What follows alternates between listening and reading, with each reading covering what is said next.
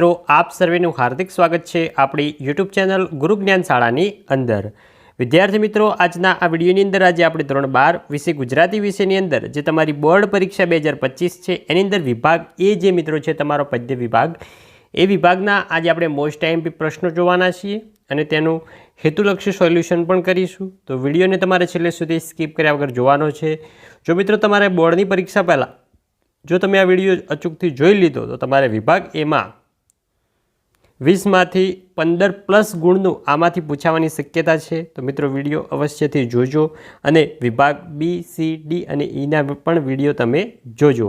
તો ચલો વિદ્યાર્થી મિત્રો હવે આપણે તમારો ટાઈમ વેસ્ટ ન કરતા વિડીયોની શરૂઆત કરીએ। જોઈએ ધોરણ 12 વિષય ગુજરાતી વિભાગ એ જે છે પદ્ય વિભાગ 20 માર્ક્સનો। એમાં પહેલો છે મિત્રો બહુવિકલ્પ પ્રશ્નો 1 થી 3 પ્રશ્નો પૂછાશે, એના ગુણ છે 3। હેતુલક્ષી પ્રશ્નો 4 થી 6 એના ગુણ છે 3। એક વાક્યમાં ઉત્તર આપો 7 થી 10 એના ગુણ છે 4। 3-4 વાક્યમાં ઉત્તર આપો 11 થી 14 એના ગુણ છે 6। પછી છે સવિસ્તર ઉત્તર આપો, એમાં મિત્રો 2 પ્રશ્નો આપેલા હશે, એમાંથી તમારે કોઈ પણ એક પ્રશ્નનો જવાબ આપવાનો છે, એ મિત્રો હશે આપણો 4 માર્ક્સનો। તો હવે આપણે એમના વિગતવાર પ્રશ્નો જોઈએ। પહેલો છે કે બહુવિકલ્પ પ્રશ્નો 3 ગુણના પૂછાય છે તમને વિકલ્પવાળા। હવે આપણે તેના વિકલ્પો જોઈએ કાવ્ય વાઇઝ। તો જે પ્રથમ કાવ્ય છે જોઈએ કે શ્રી હરિ ક્યાં વ્યાપેલા છે, તો આવશે ઓપ્શન એ બ્રહ્માંડમાં વ્યાપેલા છે। બીજો છે કે કવિ નરસિંહના મતે માણસને સમજવામાં કોણે ગડબડ કરી છે, તો આવશે ઓપ્શન ક ગ્રંથોએ। નેક્સ્ટ આગળ વધીશું પદ નંબર 3 કે એક મેઘને આગળ કરે લેવા માળ ખાલી જગ્યા આગળ ધરે, તો આવશે બ કંઠ। અને મિત્રો ધોરણ 12 ગુજરાતી વિષય બીજા વિષયના પણ અમે વિભાગ વાઇઝ આઈએમપી પ્રશ્નો અને આઈએમપી પ્રશ્નપત્રો પણ મૂકીશું, જે તમને બોર્ડની પરીક્ષાની અંદર 100% ફાયદો કરાવશે। જો તમે અમારા વિડીયો બોર્ડની પરીક્ષાના આગલા દિવસે પણ જોયા તો પણ તમને અચૂકથી ફાયદો કરાવશે। માટે મિત્રો તમારા બીજા મિત્રો સુધી પણ અચૂકથી શેર કરજો, જેથી કરીને તેમને પણ લાભ થાય। બીજો છે કે નળ કયા દેશના રાજા હતા, તો આવશે બ નિષદ દેશના। આ મિત્રો પ્રશ્નો એક વાક્યમાં પણ પૂછાઈ શકે છે, માટે મિત્રો આપણે વિકલ્પો ગોખવાના નથી, પરંતુ સંપૂર્ણ જવાબ તૈયાર કરી લેવાના છે। બીજો છે કે મહિષ એટલે કે પાડા ઉપર કોણ બેઠું હતું, તો આવશે ઓપ્શન અ કળી બેઠા હતા। હવે જોઈએ પદ 5 કે રામ બાણ વાગ્યા હોય તે જાણે ખાલી જગ્યા બાણ વાગ્યા હોય તે જાણે, તો આવશે ઓપ્શન અ પ્રભુના બાણ। બીજો છે કે પ્રભુ ભક્તિનો આનંદ મનમાં કોણ જાણતું નથી, તો આવશે ઓપ્શન બ મૂર્ખ। ત્રીજો જોઈએ કે ધ્રુવ અને પ્રહલાદને કયા બાણ વાગ્યા છે, તો આવશે બ રામ બાણ વાગ્યા છે। નેક્સ્ટ આગળ વધીશું પદ નંબર 7 છે કે મારે ખાલી જગ્યા થકી શ્યામ રંગ સમીપે ન જાવું, તો આવશે ઓપ્શન બ આજ। હવે જોઈએ બીજો કે કસ્તુરીની બિંદી કેવી છે, તો આવશે ઓપ્શન શ્યામ। ત્રીજો છે કે કાગડો કોના આવવાની આગાહી કરે છે, તો આવશે મહેમાનની। નેક્સ્ટ આગળ વધીશું પદ નંબર 9 છે કે નાયિકાએ ખાલી જગ્યા કોરીને રહેવા માટે ઘર કર્યા છે, તો આવશે ડુંગર કોરીને। જો નાયિકાએ શાના બારણા બનાવેલા છે, તો આવશે કાચના બારણા બનાવેલા છે। કોનો તાગ કાઢવો મુશ્કેલ છે, તો સમુદ્રના પાણીનો તાગ કાઢવો મુશ્કેલ છે। નેક્સ્ટ આગળ વધીશું પદ નંબર 11 છે કે કોની પીઠ જોઈને ઉર્મિલા મૂર્છાવશ થાય છે, તો આવશે લક્ષ્મણની પીઠ જોઈને। નેક્સ્ટ છે કે ધન્ય ધન્ય તને દેવી અનેરી કોઈ ઉર્મિલે, આ ઉદ્ગાર વાક્ય કોના મુખે મૂક્યો છે, તો આવશે ઓપ્શન ક લક્ષ્મણના મુખે। નેક્સ્ટ પદ નંબર 15 છે કે કવિ ખાલી જગ્યાને અભૂત બાળક સાથે સરખાવે છે, તો આવશે નગરને। નેક્સ્ટ કાચબાને જોતા કવિ ખાલી જગ્યાને સંભાળે છે, તો આવશે સમયને। હવે પદ નંબર 17 જોઈએ કે કોના દિલમાં દયા જાગી, તો આવશે ઓલિયાના દિલમાં દયા જાગી। નેક્સ્ટ પદ નંબર 20 કે સુખનો સૂરજ છાનો માનો ખાલી જગ્યા ઘરના દીવે, તો આવશે જલતો ઘરના દીવે। નેક્સ્ટ બાની આંખો રોજ કોની રાહ જુએ છે, તો આવશે ટપાલીની રાહ જુએ છે। ફાટેલા સાડલામાં બા શું સીવે છે, તો આવશે નિશાસા સીવે છે। નેક્સ્ટ પદ નંબર 22 છે તો ખાલી જગ્યાના દિવસો આવતા હોવાથી પાણી કપડાં ધોવા જાય છે, તો આવશે દિવાળીના દિવસો આવવાથી।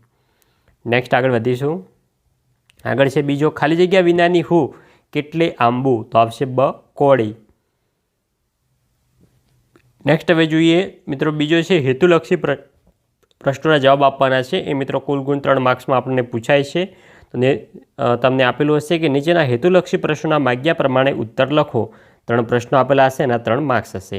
તો મિત્રો આ તૈયાર કરવા માટે તમારે જે પાઠ્યપુસ્તકની અનુક્રમણિકા આપેલી હોય છે એમાંથી તમારે કાવ્ય, કૃતિ, સાહિત્ય પ્રકાર, કાવ્ય શામાંથી લેવામાં આવેલ છે એ તમારે સંપૂર્ણ એકવાર તૈયાર કરી લેવાનું છે, જેથી કરીને આમાં તમારે 3માંથી 3 ગુણ પાક્કા આવી જાય. જો પહેલો કે ગુજરાતી ભાષાના આદ્ય કવિ તરીકે કોણે ઓળખાય છે, તો આવશે નરસિંહ મહેતા. બીજો છે કે નરસિંહ મહેતાએ લખેલા પ્રભાતિયામાંથી 2ના નામ લખો, તો આવશે જાગને જાદવા અને ભોળી રે ભરવાડન. તમે મિત્રો તમને યાદ હોય એવા બીજા પણ 2 લખી શકો છો, એવું નથી કે ફિક્સ આ જ લખવા. ત્રીજો છે કે નરસિંહ મહેતાએ પ્રભાતિયા માટે કયો છંદ વાપર્યો છે, તો આવશે ઝૂલણા છંદ વાપર્યો છે. હવે જો ચોથો કે અખિલ પ્રમાણમાં કૃતિનું સાહિત્ય સ્વરૂપ જણાવો, તો આવશે પદ. અને મિત્રો ધોરણ 12ના તમે હજી સુધી અમારા વોટ્સઅપ ગ્રુપની અંદર જોઈન ના થયા હોય તો આ વિડીયોના ડિસ્ક્રિપ્શન બોક્સમાં તમને અમારા વોટ્સઅપ ગ્રુપની લિંક આપેલી હશે. એ ગ્રુપ થકી તમને બોર્ડની પરીક્ષાના આઈએમપી વિડીયો તમને સૌપ્રથમ ત્યાં જોવા મળી જશે. તો મિત્રો અમારી ગ્રુપની અંદર તમે અચૂકથી જોઈન થઈ જજો, લિંક ડિસ્ક્રિપ્શનમાં તમને આપેલ છે. છઠ્ઠો છે કે દમયંતી સ્વયંવર કૃતિનો સાહિત્ય પ્રકાર જણાવો, તો આવશે આખ્યાન ખંડ. 7મો છે કે દમયંતી સ્વયંવર કૃતિના કર્તાનું નામ આપો, તો આવશે પ્રેમાનંદ. 8મો પ્રેમાનંદે રચેલા 2 આખ્યાનોના નામ જણાવો, તો આવશે સુદામા ચરિત્ર અને કુંવરબાઈનું મામેરું. હવે છે 9મો કે ધના ભગતની કઈ કૃતિ તમારા અભ્યાસક્રમમાં છે, તો મિત્રો આવશે રામબાણ. 10મો રામબાણ કૃતિનો કાવ્ય પ્રકાર જણાવો, તો આવશે પદ ભજન. હવે આગળ વધીશું. 11મો કે રામબાણ કૃતિના કવિનું નામ દર્શાવો, તો આવશે ધના ભગત. 12મો શ્યામ રંગ સમીપે કાવ્યના કવિનું નામ લખો, તો આવશે દયારામ. 13મો કે દયારામ રચિત કઈ ગરબી તમારા અભ્યાસક્રમમાં છે, તો આવશે શ્યામ રંગ સમીપે. 14મો છે કે શ્યામ રંગ સમીપે કૃતિનું કાવ્ય સ્વરૂપ જણાવો, તો થશે ગરબી. 15મો ભવના અબોલા કૃતિનો કાવ્ય પ્રકાર જણાવો, તો આવશે મિત્રો લોકગીત. 16મો લોકગીત એ કોનું સહજ સર્જન છે, તો આવશે લોક સમૂહોનું, એટલે તો મિત્રો તેને લોકગીત કહેવામાં આવે છે. 17મો છે કે ઉર્મિલા કાવ્યનું સાહિત્ય સ્વરૂપ જણાવો, તો મિત્રો એ થશે ખંડ કાવ્ય. 18મો કવિ બોટાદકરનું આખું નામ જણાવો, તો દામોદર ખુશાલદાસ બોટાદકર. 19મો છે કે જુઓ કાવ્યના કવિનું નામ જણાવો, તો આવશે શ્યામ સાધુ. 20મો શામળદાસ મૂળદાસ સોલંકીનું ઉપનામ શું છે, તો આવશે શ્યામ સાધુ. 21મો જુઓ ગઝલ કવિના કાવ્ય સંગ્રહમાંથી લીધેલ છે, તો આવશે યાયાવરીમાંથી લીધેલ છે. 22મો જુઓ કૃતિનો કાવ્ય પ્રકાર જણાવો, તો આવશે ગઝલ. 23મો છે કે પથ્થર થરથર ધ્રુજે કાવ્યના કવિનું નામ જણાવો, તો આવશે નિરંજન ભગત. હવે જોઈએ 24મો કે પથ્થર થરથર ધ્રુજે કાવ્યનો પ્રકાર જણાવો, તો મિત્રો આવશે ગીત કાવ્ય. 25મો છે કે પથ્થર થરથર ધ્રુજે કાવ્ય કયા કાવ્ય સંગ્રહમાંથી લેવામાં આવેલ છે, તો આવશે છંદોલય બૃહતમાંથી. 26મો બા એકલા જીવે કાવ્યના કવિનું નામ જણાવો, તો થશે મુકેશ જોશી.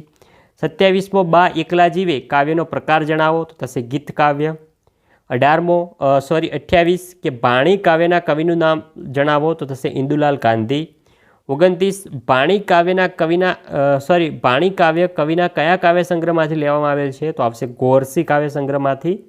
30મો ઇન્દુલાલ ગાંધીના 2 કાવ્ય સંગ્રહના નામ આપો, તો આવશે ખંડિત મૂર્તિઓ અને તેજ રેખા.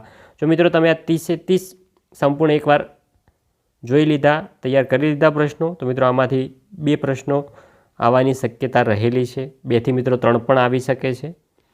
નેક્સ્ટ આગળ વધીશું. ત્રીજો કે એક વાક્યના ઉત્તરવાળા પ્રશ્નો, એમાં મિત્રો 4 ગુણ છે. તમને એક વાક્યમાં તમને જવાબ આપવાનો હશે, તમારે કાવ્યમાંથી જ પૂછવામાં આવેલા છે. 4 પ્રશ્નો છે, એના પ્રત્યેકનો 1 ગુણ, એટલે તમારે ટોટલ થશે 4 માર્ક્સ. જોઈએ પહેલો કે સમગ્ર બ્રહ્માંડમાં કોણ વ્યાપેલું છે, તો સમગ્ર બ્રહ્માંડમાં શ્રી હરિ પરમાત્મા વ્યાપેલા છે. તમારે મિત્રો પૂરી લીટીમાં જવાબ લખવાનો છે, અને મિત્રો જવાબનો જે મેઇન પોઈન્ટ હોય એની નીચે તમારે બ્લેક બોલપેનથી અંડરલાઇન તમારે કરવાની છે, જેથી તમારો જવાબ હાઇલાઇટ દેખાશે. પેપર ચેકરના નજર સૌપ્રથમ આવશે અને તમને પૂરા માર્ક્સ મળી જશે. જોઈએ બીજો કે કવિના મતે ઈશ્વરને કઈ રીતે પામી શકાય છે, તો કવિના મતે ઈશ્વરને કેવળ પ્રેમ ભક્તિથી પામી શકાય છે. ત્રીજો કવિના મતે લોકો કોને પૂજે છે, તો કવિના મતે લોકો જે ગમે તેને પૂજે છે. ચોથો નરસિંહ મહેતાનો લોકપ્રિય કાવ્ય સર્જન કયું છે, તો આવશે પદ.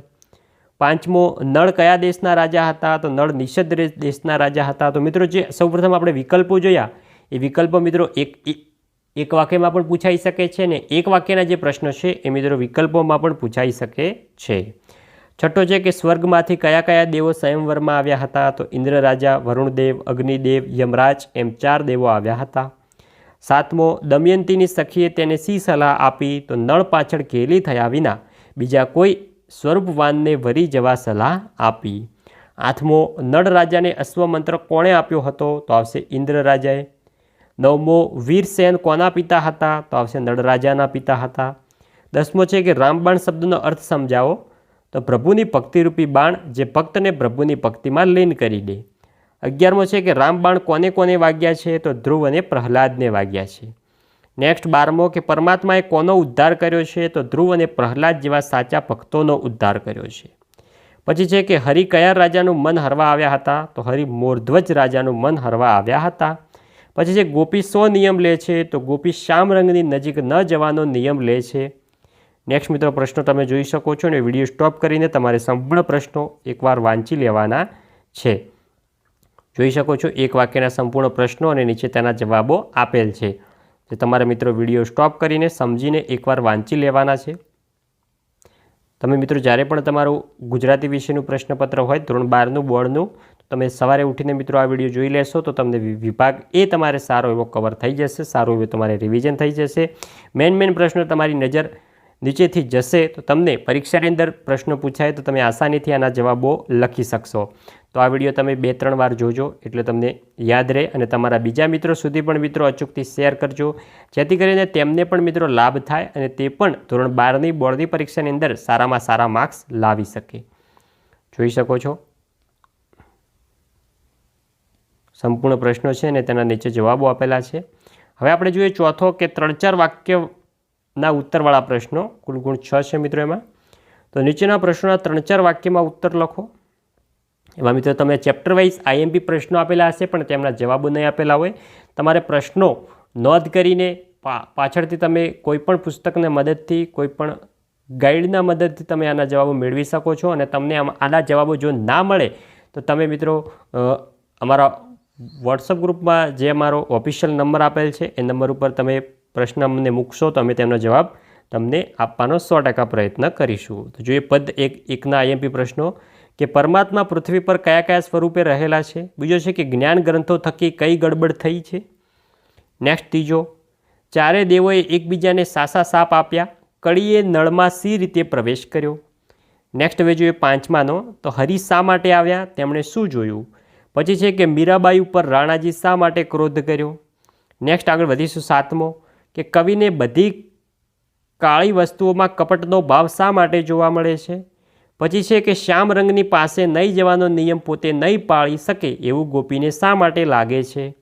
પછી જોઈએ 9મા કાવ્યનું તો ભવના અબોલા લોકગીતમાં નાયિકા શો સંદેશો મોકલાવે છે. પછી છે 11મો તો પતિની વાતનો ઉર્મિલાએ શો જવાબ આપ્યો. પછી છે કે વનમાં જવા અંગેની પતિની વાતની ઉર્મિલા પર શી અસર થાય છે. પછી છે 17મો કે પથ્થર થરથર ધ્રુજે કાવ્યમાં કયો જીવન સંદેશ પ્રાપ્ત થાય છે.